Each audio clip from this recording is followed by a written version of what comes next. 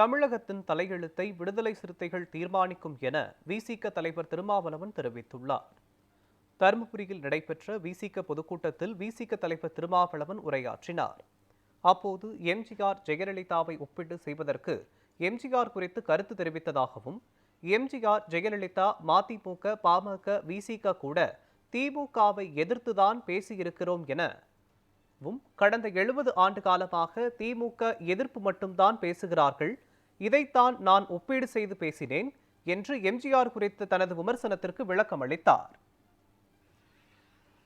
அதிமுகவை பற்றியோ எம்ஜிஆர் அவர்களை பற்றியோ ஜெயலலிதா அவர்களை பற்றியோ தமிழ்நாட்டிலே அவ்வளவு பெரிதாக யாரும், கடுமையாக யாரும், தொடர்ந்து யாரும் விமர்சிப்பதில்லை.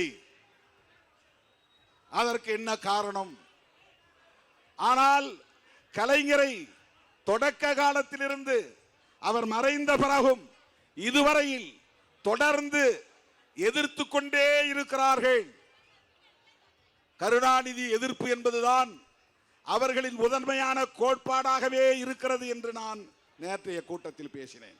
அதை எதற்காக பேசினேன் என்றால், கலைஞர் பார்ப்பனியத்தை எதிர்ப்பதிலே உறுதியாக இருந்தார், பெரியாரின் கொள்கைகளை பேசுவதிலே உறுதியாக இருந்தார், இந்தியாவிலேயே சமத்துவபுரம் என்கிற ஒன்றை உருவாக்கிய நுட்பமான சிந்தனையாளர் கலைஞர் ஒருவர்தான் என்று அழுத்தமாக சொல்லுவதற்கு நான் குறிப்பிட்டேன்.